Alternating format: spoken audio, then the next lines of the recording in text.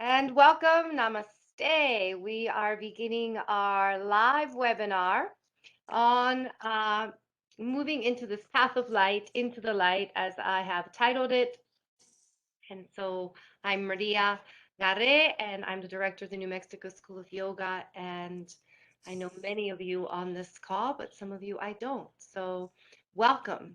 And this offering is a offering of celebration so that we can together move in a positive rhythm, right? So the positive rhythm that we are in is that there is a path of light upon us. It is in the Vedic teachings, um, also known as the movement into the greatest light there is, Uttarayana, which is auspicious. It is a time to really feel like the dark curtains have been whoosh, um, opened in a way, revelatory. And, that doesn't mean huge things. It depends what cycle you're in. Sometimes it's small, sometimes it's big. It's not here to set anything up, but to also recognize that whether there's a grand cycle happening in your life or not,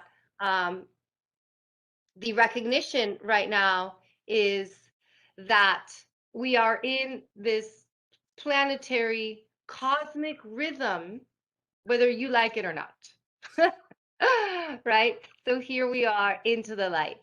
So let us begin for a moment. Let us pause in a coming together, a centering practice, if you will, uh, for gathering all of ourselves. In a way, I want to, we could just simply say, let us slowly begin our time together in a mindful way. So wherever you are, I'm sitting in a chair, so all is fine. So in your chair or on the floor or wherever you are, just simply let yourself relax and come to a seat.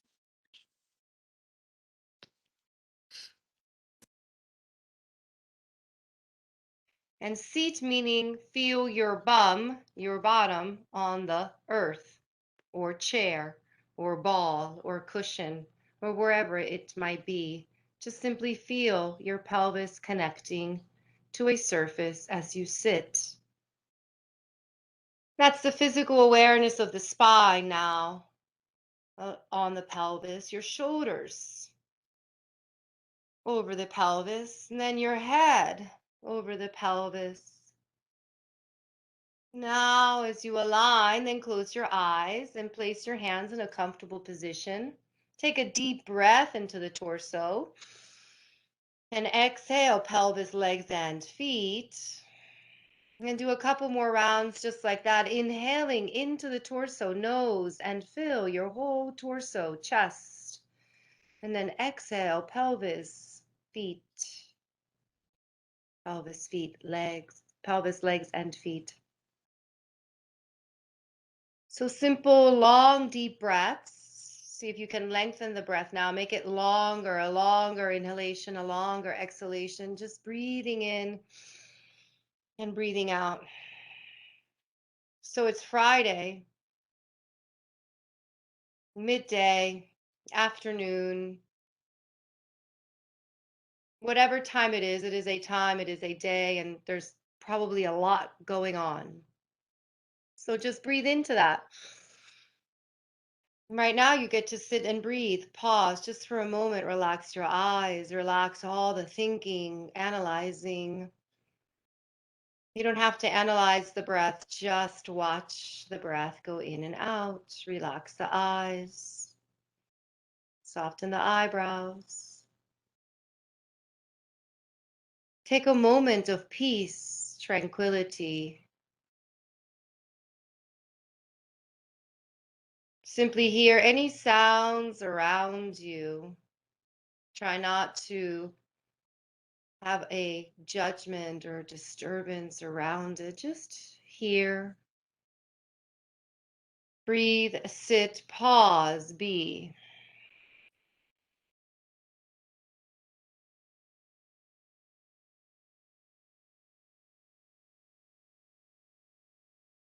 Notice just thoughts. What are thoughts coming in? Just notice. Wow. I feel angst. I feel worry.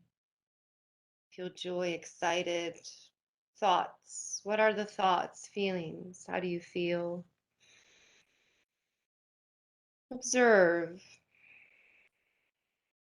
pause, relax, and observe.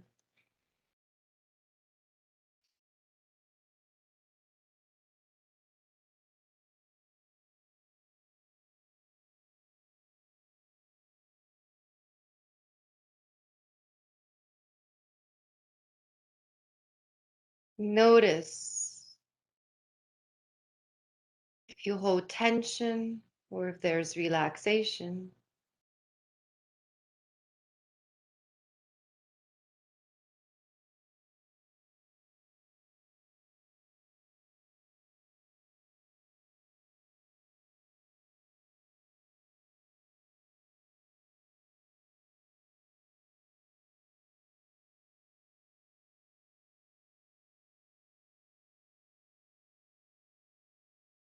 Become aware of the thoughts that are coming in.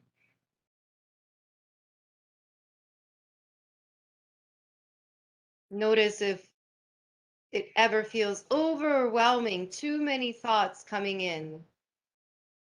And then notice your breath when too many thoughts come in. Can you still breathe deeply? Long inhale. So as we watch and observe, if it always feels too much, just go to the breath. Relax, deepen, lengthen, deep, long breathing.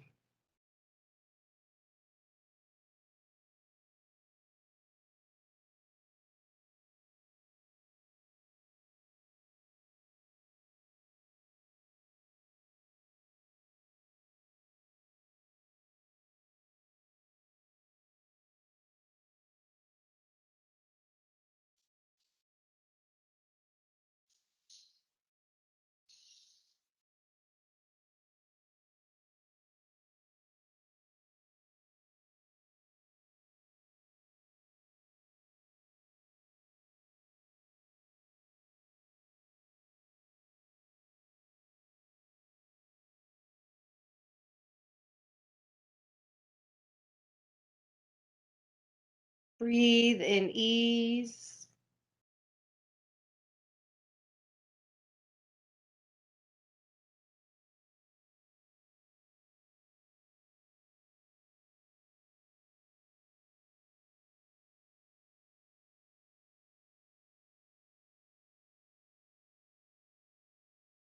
And slowly take a long, deep exhale, starting to move your fingers and arms.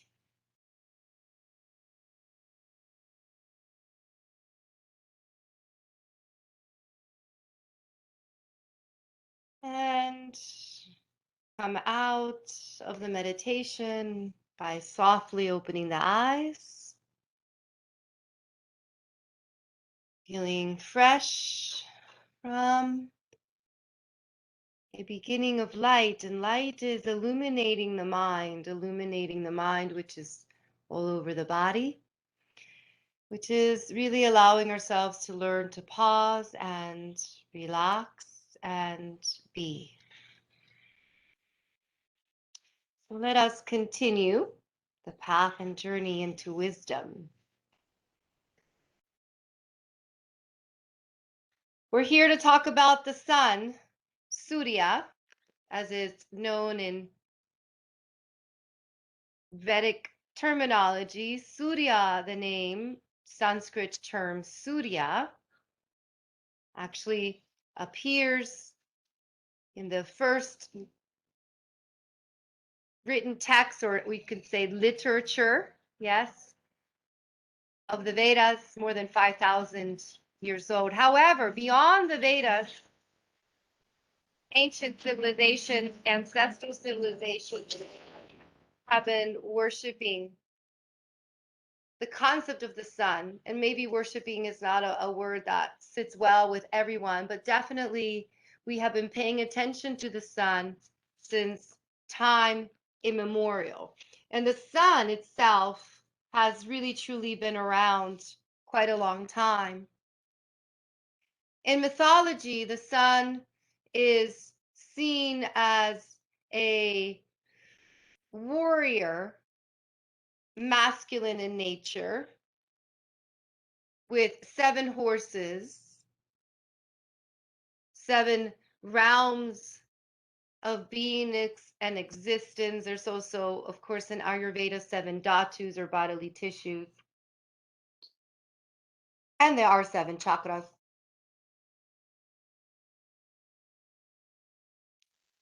The sun, of course, is red, and he's quite intense, Surya Devata, sharp and penetrating. Sometimes in the myths and in the literature, the sun can be so intense that his own wife has to leave him with her shadow because her real form can't handle how hot he is. She loves him deeply. It pains her so. Of course, it's a great love story. It all ends well, don't worry. But it is the nature of the sun to be sharp and hot and penetrating and light and luminous. That's what it's here to do, to shine the way, light the way, illuminate the path, if you will. From ancient Egypt to the stones of Stonehenge to the Central South American Indians, Aztecs, Mayas, all relied heavily on wisdom of the sun, celestial light also, the moon, of course, but we are here to talk about the sun.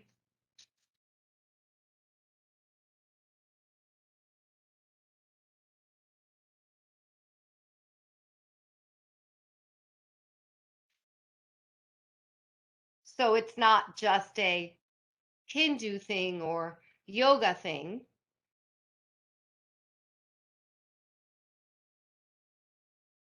The sun, of course, teaches us about directionality as well.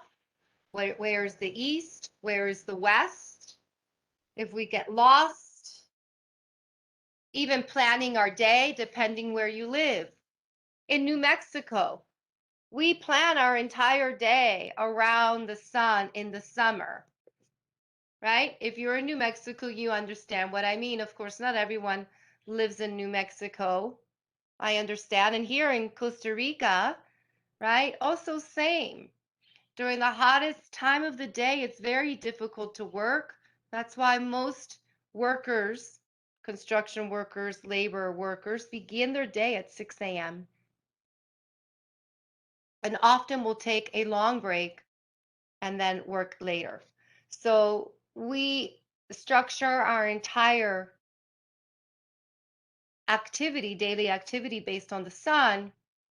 So the argument becomes, are we looking at how we plan our calendar year with the sun, and how can we use this information now as we come to 5 weeks of what is known as, of course, the summer solstice. But the sun itself, right? I love science. Everyone who studies with me knows I love science, right? So it's not just the ancestors knowing and understanding the power of the sun, this zenith star in the sky, but it is also the center of our solar system. So it's quite egocentric. Hey, look at me, I am the sun. But it is true. It is why in your astrological Jyotish chart, Vedic astrology, where the sun goes and what house the sun is sitting in out of the 12 houses is important, because that is where all your light is kind of shining. It's kind of it's the sun has decided to shine its light on this particular house, right? So anyone who has the sun in the first house is going to definitely really care about themselves. Maybe they have to be concerned that there might be narcissistic tendencies, not to label things, but I'm just conveying an idea. The power of the sun, center is me.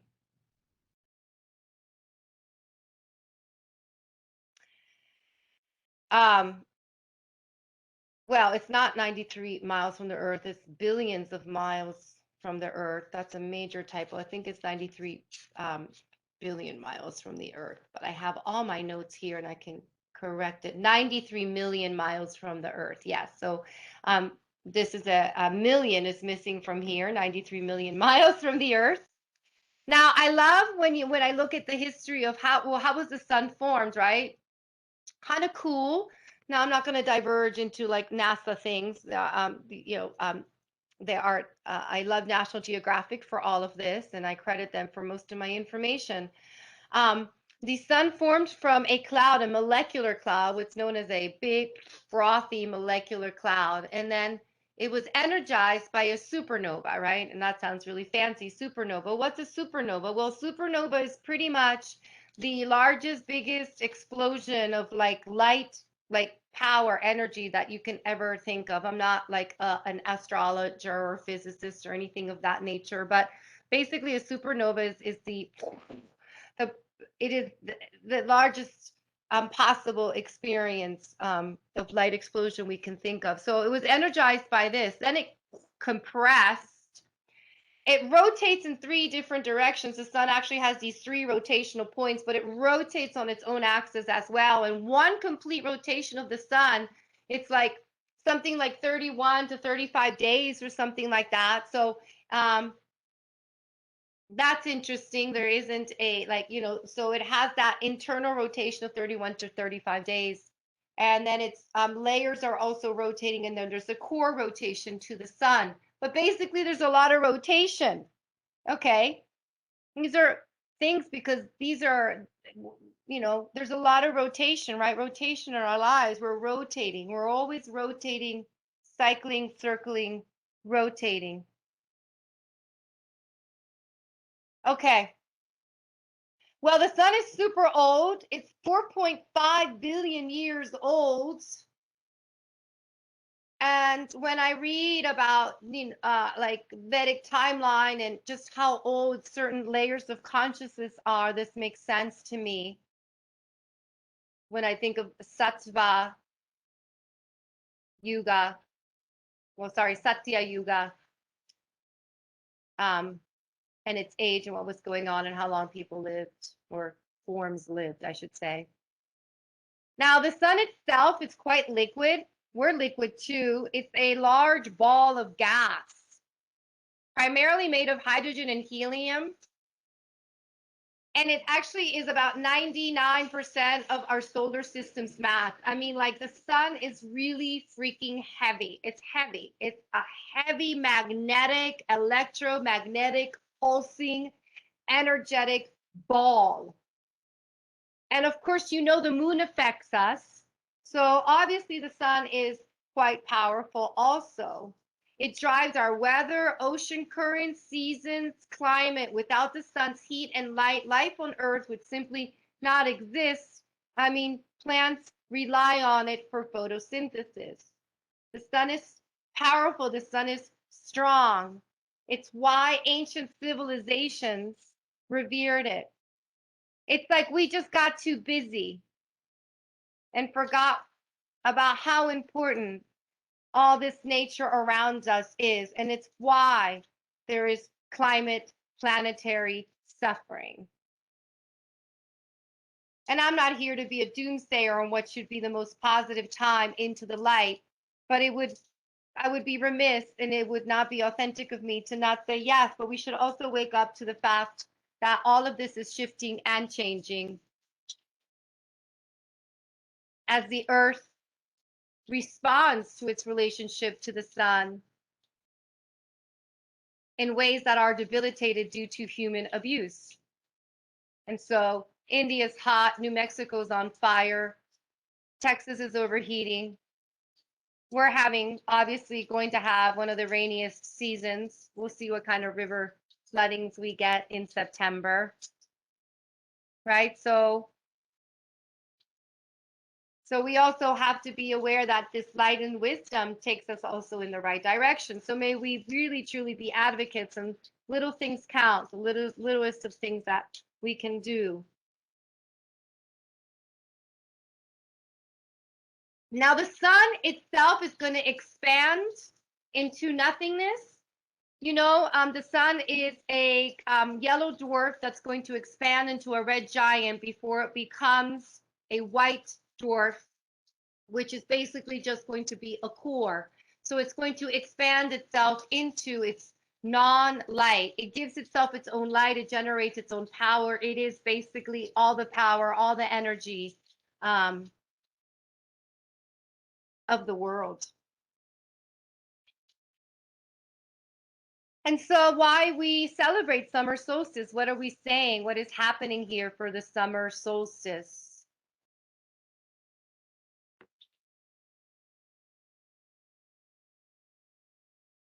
So the summer solstice represents a special time where we quote unquote in the northern hemisphere, of course, and because our perspective is our perspective here in the northern hemisphere,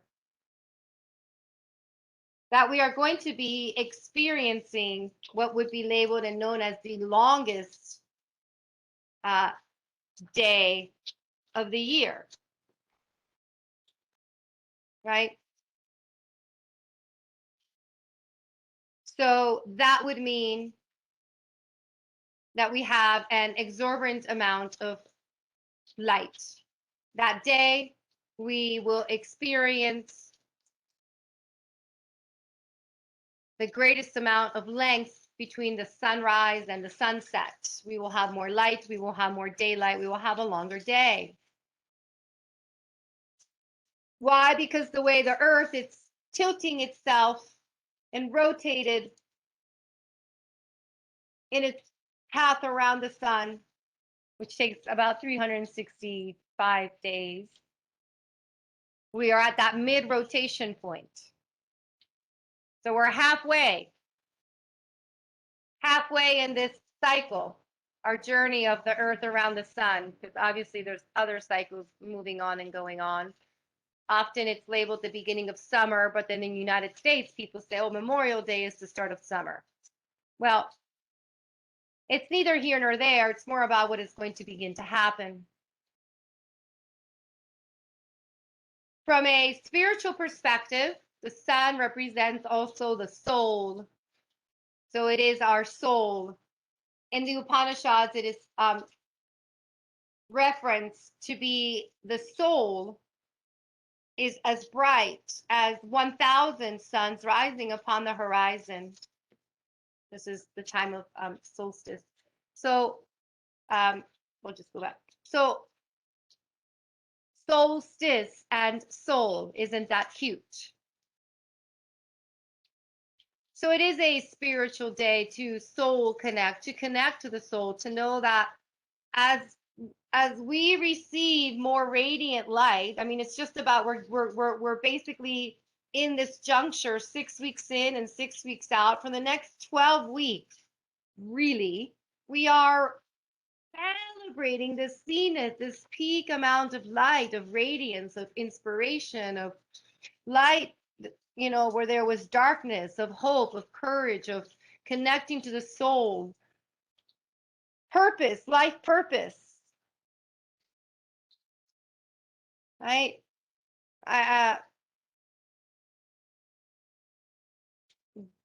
Dharma and swasta. In Ayurveda, swasta means well-being. We means that we are in good health, and the Ayurvedic definition of good health is quite profound and beautiful.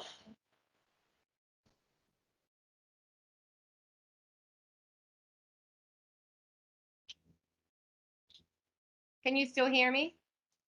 Okay.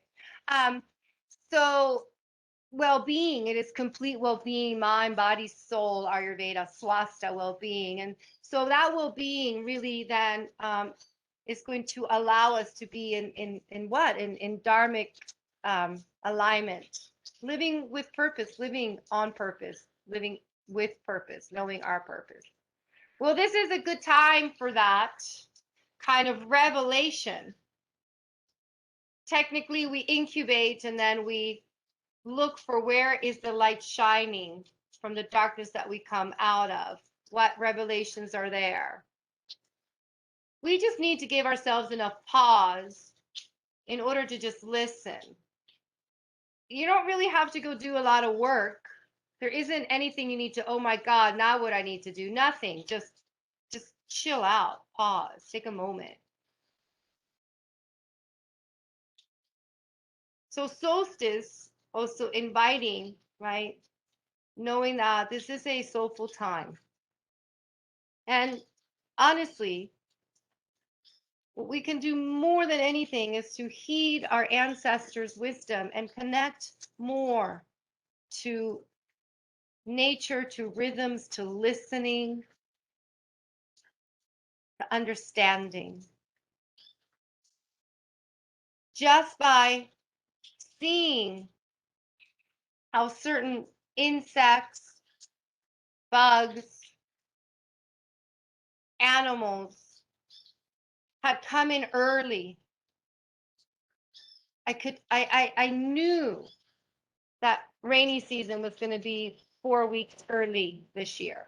Just watching, seeing, being like, whoa, cloud patterns, rhythms, sensing. I don't have a crystal ball. It was obvious.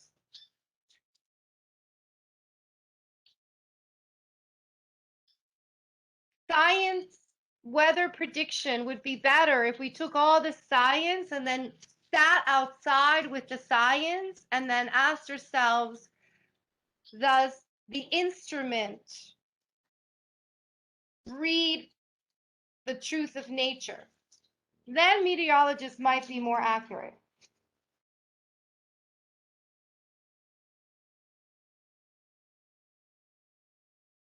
So I think we should at least spend some time doing that as we come to the summer solstice. What is nature saying where you are, around you? It's very helpful even in just planning things. Simple, practical. So the summer solstice itself will be on Tuesday, June 21st. Tuesday is a hot day. It's actually a Mars day, so that's already a red day. So I have a feeling that Tuesday, June 21st, if people aren't well, I have a feeling that be careful, June 21st, people might be extra spicy, saucy, irritable, and frustrated, right? The sun's going to be strong. Everything's going to be extra sharp, extra intense. And then you've got Tuesday, Mangala on top of it. Woo! Party time. So everyone drink lots of tranquil tea and chill out. The zenith or the peak or the celebration technically would be at 5:13 p.m. in New York or 2:13 p.m. in Los Angeles and in New Mexico or here in Costa Rica. We will be in inner celebration at 3:13.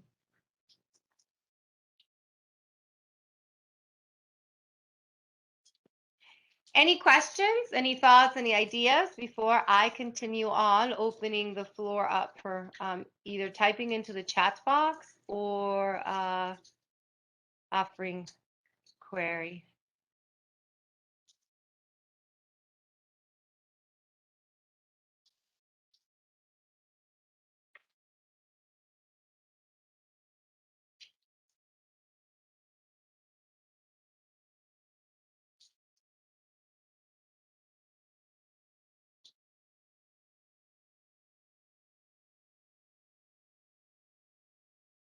Okay, so now we come into what are the kinds of practices, what are the things that this solstice could entail for you and me, or primarily what are some of the many things that are possible. So I'm going to spend more time on things than others for obvious reasons. What I'm going to now do is offer many ideas, not many, just a few. I haven't counted, 5, 7, something. Well, we're going to go down into just looking at ways to connect with the sun. What are some of the most powerful ways I have found to truly and fully connect with the sun, as now we have spent some time getting to know the sun. So what are some of the most powerful ways that have worked for me? Now, that doesn't mean that they're mine and I own them. It means that they came on my path and I adopted them. So I do not own any practice. So they're not in any order, but I will say that Gayatri is the first practice, and it comes first because that's no one in the yoga world, I think, or Ayurveda world or Vedic world could ever get away with talking about the sun and not talking about Gayatri mantra. It would be impossible, not going to happen. Gayatri is primordial. Gayatri is everything. Gayatri is the first mantra that appeared in the Rig Veda, the oldest text written. It appears in the 10th chapter, if you will, 10th mandala.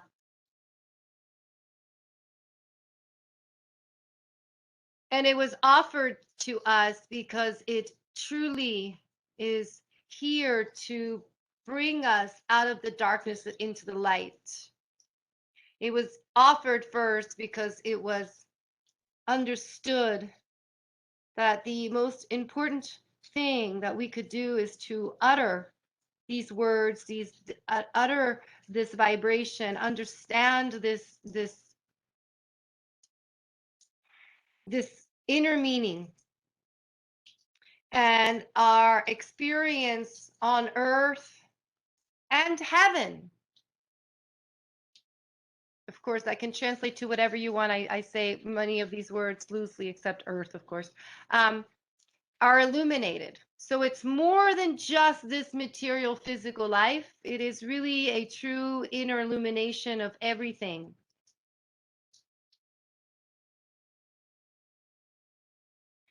The entire mantra, its syllables, bhu, bhuvaha, swa, vi, va, yam, di, tat, sa, tu, re, ni. Like there's a lot of syllables there. These syllables are even said to vibrate, right, into the body. Those of you who have studied Marma, these vowels and consonants ping.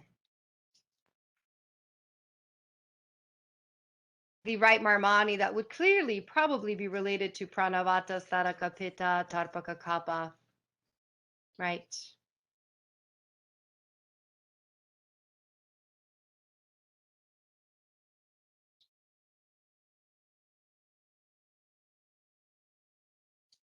The sun gives life. So we could say this is a life-giving mantra.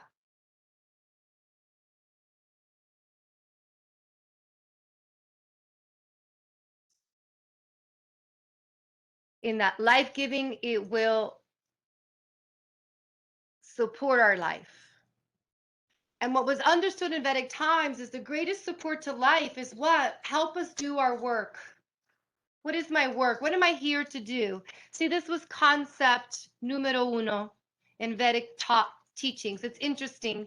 I mean, I talk about this, but the Purushartha, right? So, of course, it is a constant theme to continuously ask ourselves, what is the work I'm here to do? Because I have this human body. What is my work? What is my work today? What is the work I'm here to do? I wish I woke up like that every single day, asking and really connecting to what is the work. I mean, I do it anyway, it happens, but it's what we're here to do. Whether it's shine shoes, collect trash, clean our porch, whatever. What is the work I'm established in? May I do it well, right? May I do it perfectly. And perfectly means in complete awareness and attention, not rushed. That brings joy, life, happiness, simplicity to life. It's kind of the goal. So Gayatri is about reminding us of this. Let me align to what it is that I'm here to do.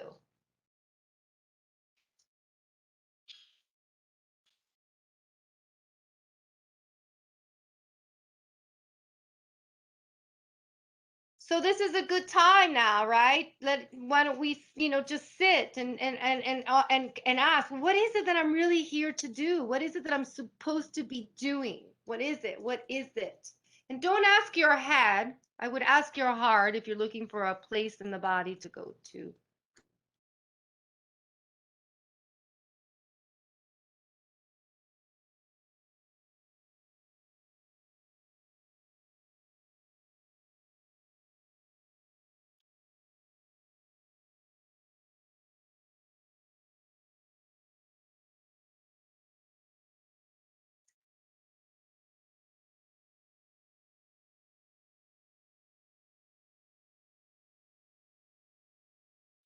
So what is the Gayatri mantra? Well, here it is in Sanskrit. That's the way it comes. At least everyone recognizes the beginning, Om. Om. And there are sections. Here's one section, one line at the end. Second section, one line at the end.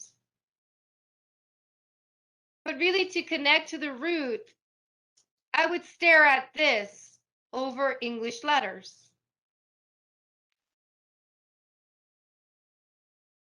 So as we look at the Sanskrit letters,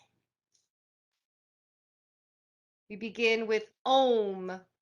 Om, Bhur, Bhuva, Swaha. Om, Bhur, Bhuva, Swaha. Tat Savitur Varenyam. Varenyam. Om Bhur Bhuva Swaha. Tat Savitur Varenyam. Now we come here. Bhargo Devasya Dhimahi Dhiyo Yona Prachodayata.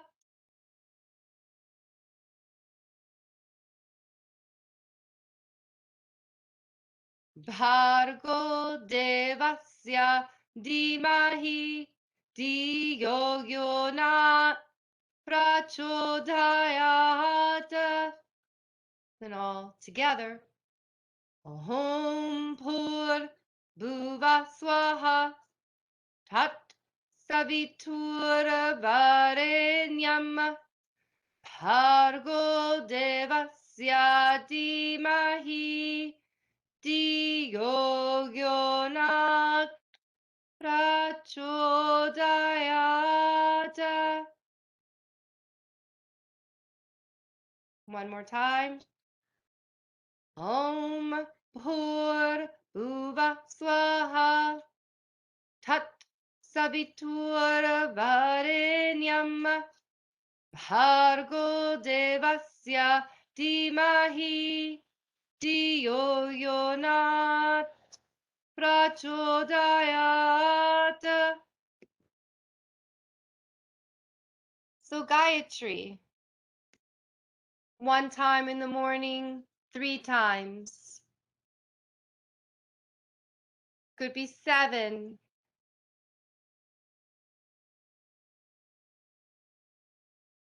Could be 27, quarter mala. 108, full mala, of course. Very easy to keep going.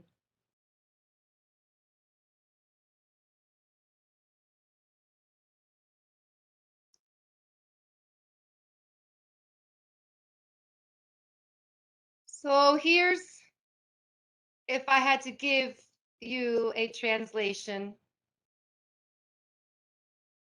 O Divine Mother, my heart is filled with darkness. Please remove this ignorance, this dullness, and bring forth radiant illumination to this day.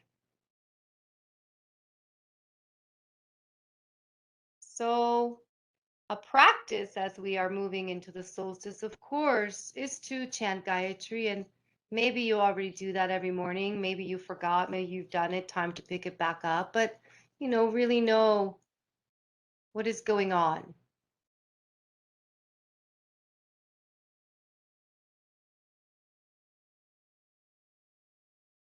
The Indian guru is always clear. Many of my teachers, when you sit and offer mantra, really you need that. It's all, if you really believe everything's energy, we're energy, your energy, everything's come from energy, then where is the freaking energy? Energy has to go. It moves in a direction. I mean, it has directionality. Hello, right? It's got to move in some direction. Where is it going? So if you're going to chant the mantra, where the heck is it going? I mean, don't waste your time. Send it somewhere. I mean, that's very nice if you're just keeping it in the hood. You'll benefit. But if you really want to send it somewhere, then be clear. And it could just be yourself, the mind, my whole body. Then may the whole mantra permeate me as a shower of light.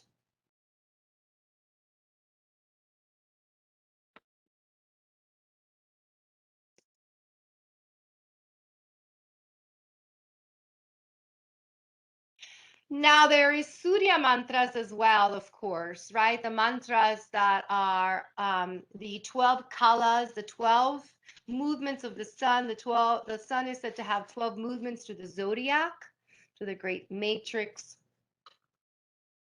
So it also has 12 names or 12 qualities. Now, this practice could be considered slightly more advanced. There are definite meanings to the sun, definitions to the sun. But you might want to enjoy this particular practice. So without getting into the meaning, just know that we are offering 12 offerings. 12. I bow to you, sun, for you are really the friend of all. Yes, you are. And I bow to you for your radiant rays that come from the east. Yes, first thing in the morning. And you are the center, this great big ball of fire at the center of the universe. And you were the first, right? The first of the great mother. I mean, the center of our universe system. And so the mother birthed you. There you are, son. So you are guiding us into light, into enlightenment, into revelation, but you also give us strength and courage. So these are all the things that we think of the sun.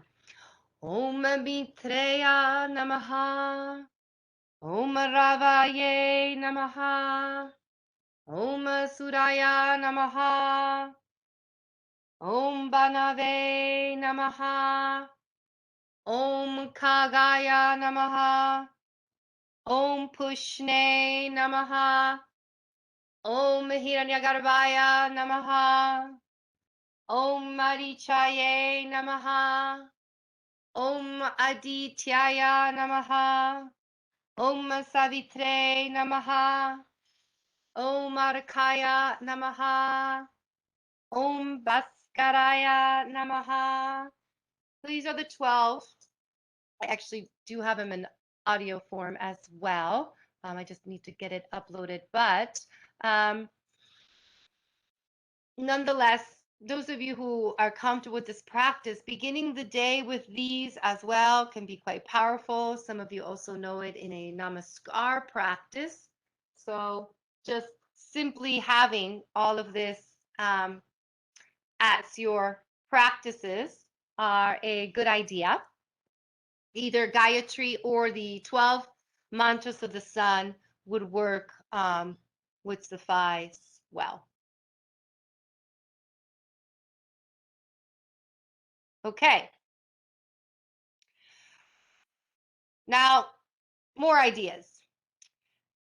Wearing red, orange, and yellow. The color of the sun is red. Remember, he's quite red, but being really bright, red, all orange, and yellow. Now, most of you know that Sunday or sun is the day for the sun. So you might be like, well, God, how am I going to organize this? Well, I'm going to help you, give you some ideas. But as you're looking for the ideas, you could say, well, every Sunday, I commit to doing something every Sunday. Well, I'll do this 2, 3 times a week. I'm going to think about the sun for the next two, what we're going to do for the next 5 weeks. So red, yellow, orange, thinking of being bright, or wearing more gold, ruby, and carnelian. Those are all, of course, the sunflowers become popular as a symbol of solidarity with Ukraine. Um, there is a reason the sunflower is a popular, bright, and happy. I mean, you look at the sunflower, it just screams joy. So getting sunflowers in the house, decorating, just yellow flowers, bright yellow flowers, depending where you live and what's appropriate. New Mexico sunflowers can be easy, and can be everywhere. So Surya Namaskar, there I have a slide for that, and I'll show you. Now, obviously, everyone knows, I think, sun salutations, Surya Namaskar. Yeah. Now, if you've been doing Surya Namaskar for a while, and many of you on this call have, then what I really think you need to commit to do as a teacher offering paths is to do Namaskar, inhale, pause, exhale, pause. Really, that's the very traditional way of doing it. It just barely ever gets taught. People just don't have patience for it. I don't know what happens. But anyway, that's really how I practice. And I've been practicing obviously different things, but I've definitely recommitted to that. I have loved it. It has been so centering, so focusing. I mean, even if you just do one, I'm telling you, right? Because I want to go surf for 2.5 hours. I'm just going to do one, no problem. Oh, love it. So I recorded a video. It takes about 3 minutes for me to do one round, FYI, when I do inhale, pause, exhale, pause. So 3 minutes to do one round. So 3 rounds would happen in about 10 minutes. For me, okay, knowing those things can be important.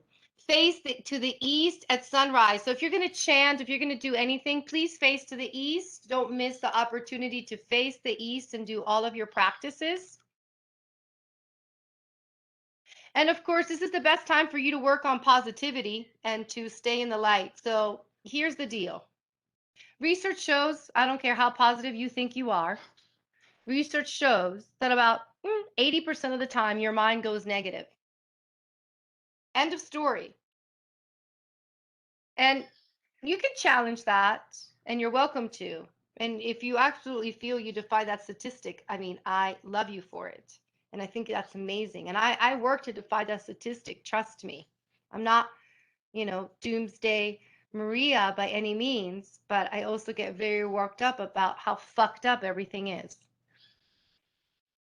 So this time of the year is a good time to go ahead and look at this sunflower and stay positive. I mean, Jesus, if Ukraine had not stayed positive, look at what would have happened. So this is a good time to also think about staying positive, and doing what I'm going to share with you as a positive practice, right? A positive reflection practice. So these are all in your mix as options, as offerings, as ideas as we are moving into the summer solstice, this wonderful time of light.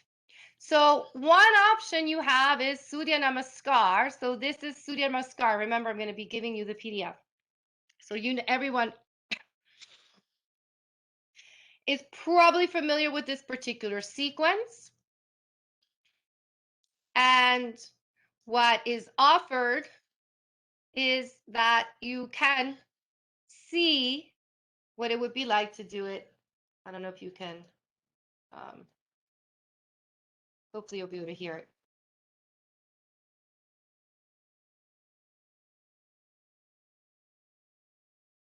So I'm just teaching breath.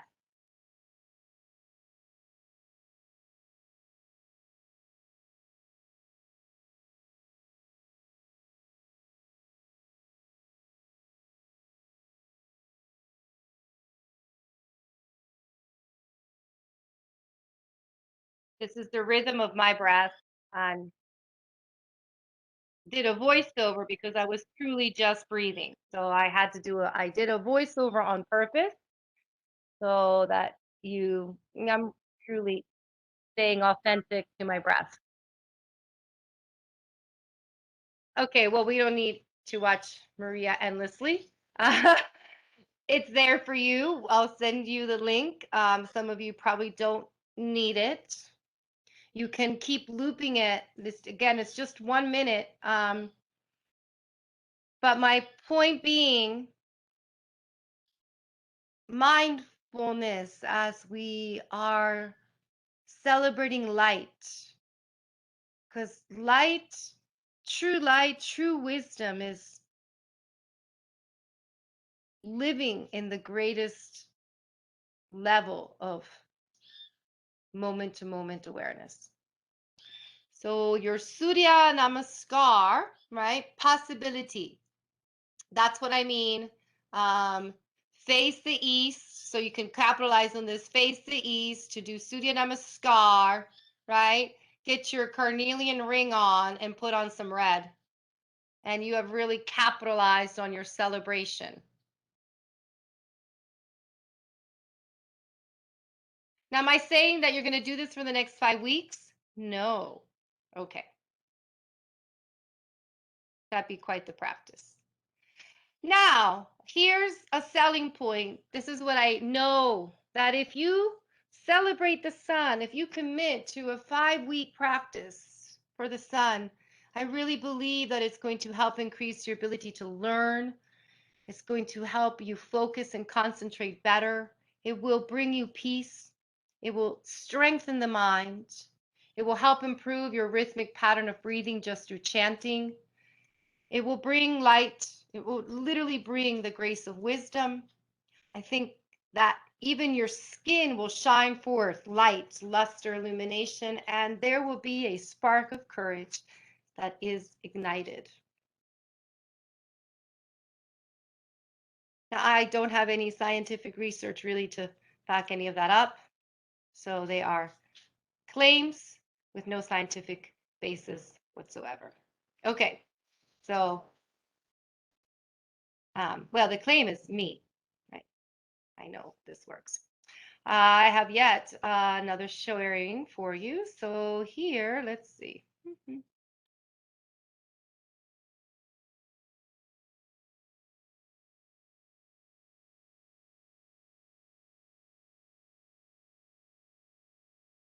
So take a moment and let me show you this.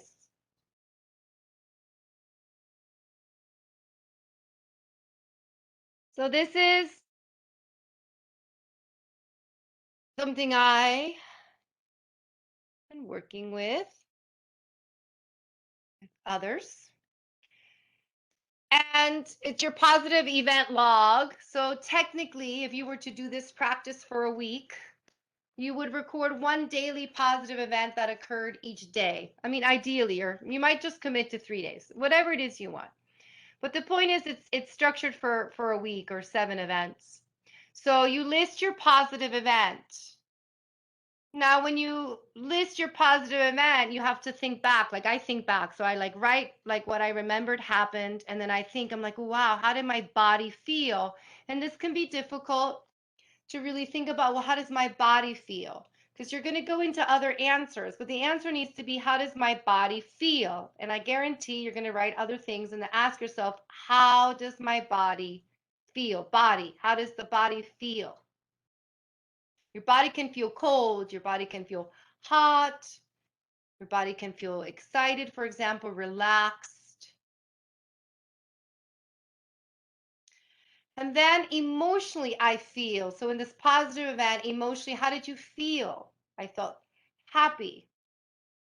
I felt excited. And as you write all of this down, what are you thinking? As you remind and relive it, what are you thinking? What are your thoughts? Your positive event log.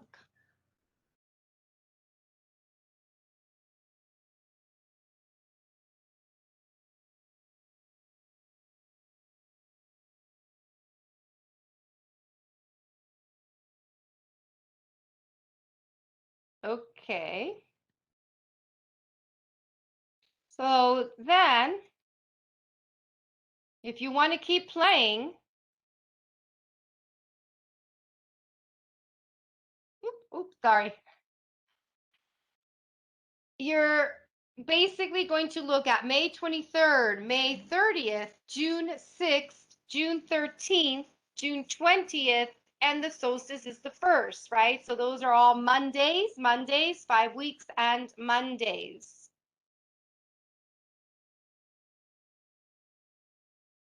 Now look at your journal. So you could print this out 5 times because what you're doing is you're choosing the week. So week 1 would be May 23rd. Week 2 would be May 30th. Is that making sense? You could raise your hand. There are little emotions in your thingy. Great, thank you. Seeing some emotions popping up. Great. Thanks, Ruthie. Thanks, Mariah.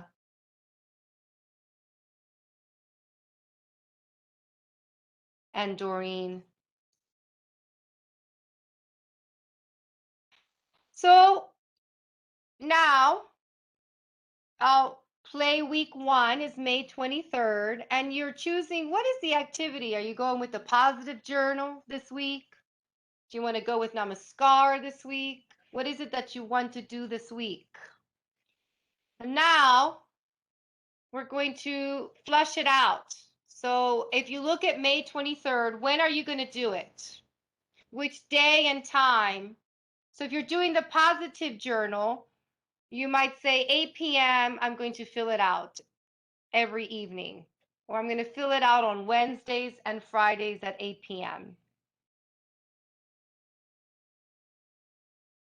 If you're doing Surya Namaskar practice, then when? I'm going to do it at 6 a.m., faith, blah, blah, blah. Okay. How? Oh, well, I missed a word there. How will you make it happen? So how are you going to make it happen? What are all the steps that need to take place in order for you to happen? If you're going to do your Namaskar practice, how's it going to happen? Do you have to deal with kids? You have to find a place? You have to clear the place? Like, what has to happen? If you're going to do the positive journal, do you have a journal? Do you have to print it out? Do you what? Right?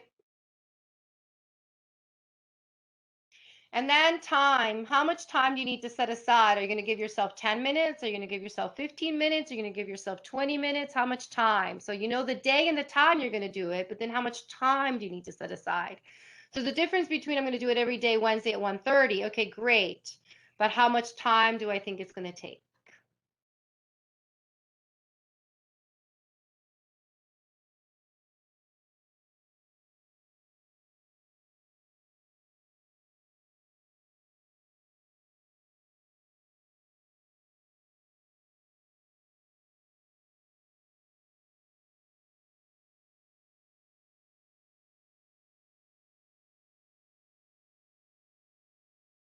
Then looking at accountability and vision kind of together,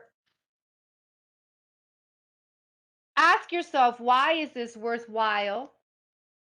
And how will you hold yourself accountable? I'll put a post-it note on my bathroom mirror. I will set an alarm on my phone. I will tell my kids they get to tell me what to do on this occasion. I will ask my mom to remind me, like whatever.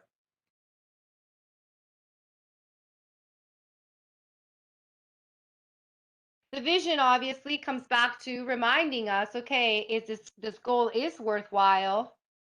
I'm going to be held accountable. How will this support purpose, wellness, dharma, swasta? So we always have a vision for ourselves, a purpose. In a way, it should align. If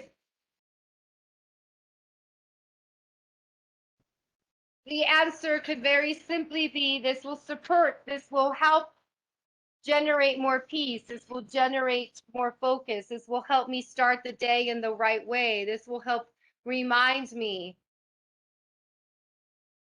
that through positive awareness, I can serve and work better. However, and your activity gets reaffirmed here. This week, I will. What is it that you're going to really do? So, this week, I will write in my positive journal 3 times, spending about 15 minutes each session to allow for gratitude and connection to purpose, however that might be.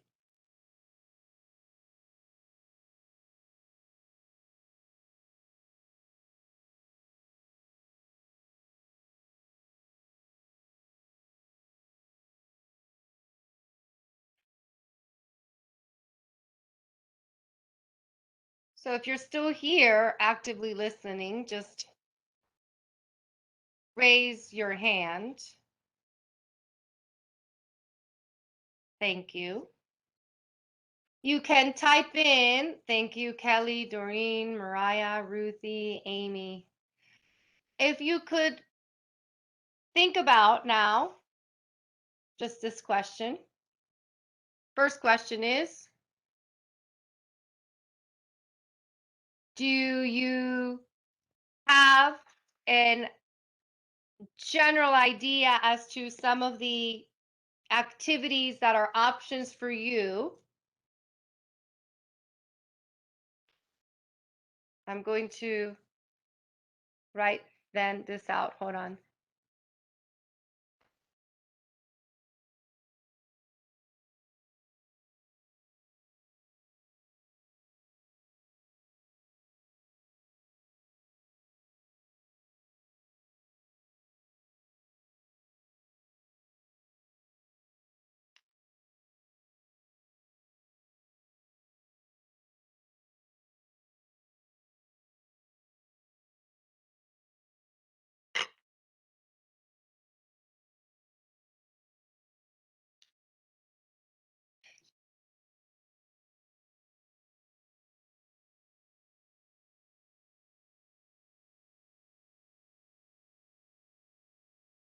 So a general goal, I think if your goal came up, which is how confident are you feeling that you are going to be able to complete the countdown based on what I have offered you? There's a poll on the side. We're at 100% with 2. So 2 of you are 100% confident, 50% confident. 3 of you 100% confident, 2 of you 50% confident. So the question becomes, if we're not feeling very confident, what will it take to move the scale? What might need to happen, right, to support confidence? And the next steps would be that once you receive the materials is print out the action sheet so you can fill it out, and you should print out 5 for 5 weeks and then label them accordingly, May 23rd, May 30th, and the Junes, I think, all the way down to June 20th. And then start to ponder what is possible. I urge you that when you write everything out, look at that sheet and ask yourself, how confident do I feel that I can complete this week 1? And let it be At least 70, 70, 80, 90, 100, 70 or above. And if it isn't, then ask yourself why. And oftentimes it's because you're asking too much of yourself. So if, for example, someone says, I want to really get back to a good morning routine. Okay, what's one thing that you really want to do then in the morning? Well, I want to do my breath, my pranayama practice. Okay, pick one. Well, no, I mean I usually do. Well, no, just tell me one what's the practice? What's one that you really want to do? Just what's your favorite one? This one. Okay. So how many times a week do you think you can do this one pranayama? Oh, I can definitely do that every day. Well, are you sure every single day, 7 days a week? Okay, how about 5 days a week? Do you have 100% confidence you could do this one pranayama 5 days a week? Yes, absolutely. I so feel certain about that. Okay, great. Where we were going to begin with, I'm going to do a list this big, and that's what it means to reactivate my morning routine. So to reactivate my morning routine, it looks this big. But we ended with, it's going to look like one pranayama 5 times a week, and that will be success in reactivating my morning routine. So if we can't really see that 100%, it's usually most of the time, based on my experience of many, many, many, many years of doing this, is that we've shot way big and we need to just feel really good. The most powerful thing we can do is have a successful week one as we enter week two, to give yourself next week a successful completion. Do not belittle it and judge it as not enough. If chanting Gayatri Mantra once is not enough, I think the sages would say otherwise, right? So even one good mindful Gayatri Mantra per week can be powerful if done in authenticity. So we need to really not set ourselves up for failure. Remember, we tend to go negative. We want to go positive, and positive is really being satisfied. When we look at this, we're like, yeah, that's so easy. I can totally do that. That should be the answer you give yourself as you commit into your 5-week path. I don't think we do that enough. And so we always want to go high, and I understand, and so do I. I'm the queen, right? But then do we set ourselves up for how long can we maintain that, and how feasible is it? And at the end of the day, is it really nourishing us in all the right ways? So that's where we want to go in our 5-week countdown. May this have been fruitful and inspirational. So I just take a moment to close with Gayatri, and then recording will end for any personal reflection time.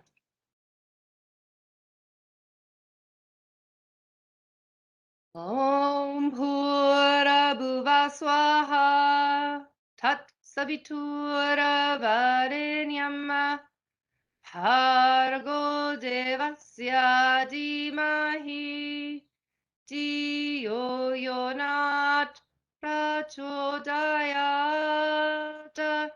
Om Shanti Shanti Shanti.